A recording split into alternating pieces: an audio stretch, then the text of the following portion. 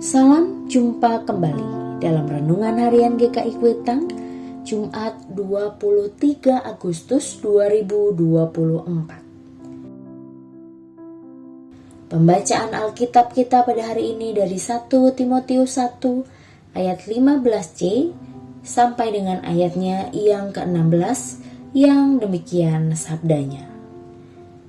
Dan di antara mereka akulah yang paling berdosa. Namun justru karena itu aku dikasihani, agar dalam diriku ini sebagai orang yang paling berdosa, Kristus Yesus menunjukkan seluruh kesabarannya. Dengan demikian aku menjadi contoh bagi mereka yang kemudian percaya kepadanya mendapat hidup yang kekal. Shalom jemaat yang terkasih di dalam Tuhan Yesus Kristus. Apa kabar Bapak, Ibu, Saudara, dan Saudari? Kiranya kita semua dalam keadaan damai, dalam keadaan sukacita. Jemaat yang terkasih, mungkin kita pernah mengamati jalannya sebuah proses hukum di pengadilan.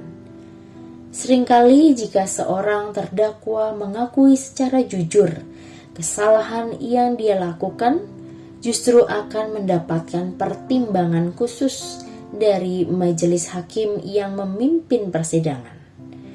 Kejujuran yang diberikan akan memperingan hukuman yang akan diberikan. Rasul Paulus tanpa basa-basi mengungkapkan masa hidupnya yang kelam dalam suratnya di kitab 1 Timotius. Dia tidak malu untuk mengatakan bahwa dirinya adalah pribadi yang kejam, pribadi yang jahat. Bahkan dengan jelas, Rasul Paulus mengatakan bahwa di antara seluruh orang-orang yang ada di sekitarnya, dialah yang paling berdosa. Mungkin ini berkaitan dengan tugasnya yang memimpin pasukan khusus untuk menganiaya dan membunuh para pengikut Yesus.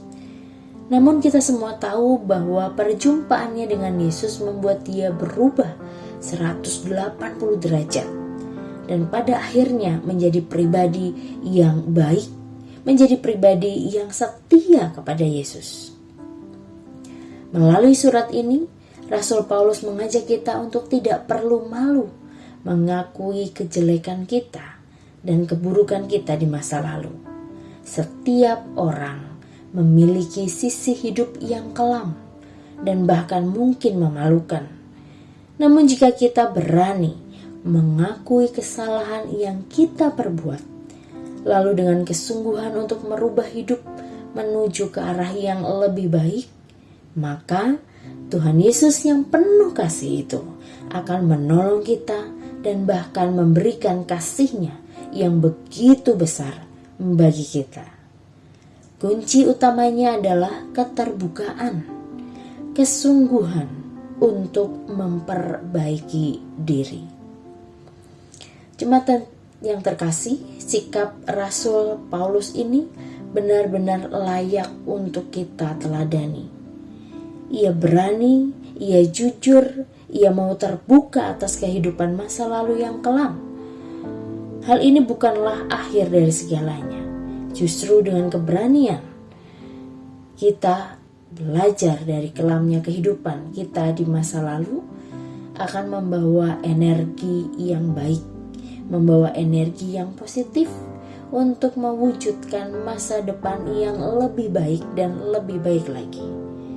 Jemaat yang dikasihi Tuhan, mari kita hidupi kejujuran itu meskipun kelam, namun dapat membawa dampak yang baik bagi sesama. Selamat hidup jujur, Tuhan memberkati kita.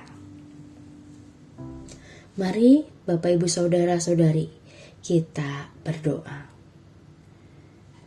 Ya Tuhan, hari ini kami kembali diingatkan melalui pembacaan 1 Timotius dan juga kisah Rasul Paulus di mana ia mau membuka dirinya, mengakui masa lalunya. Namun dari pengakuan itu ia menjadi alat untuk memberitakan kabar Injil bagi sesama. Ajar kami untuk mau belajar jujur, mau terbuka dalam kami menjalani kehidupan kami, agar semakin banyak orang boleh merasakan nilai-nilai kasih yang kami pancarkan melalui setiap kejujuran-kejujuran kami, baik di tengah keluarga maupun di tengah pekerjaan kami, juga di tengah kehidupan kami, di tengah-tengah masyarakat.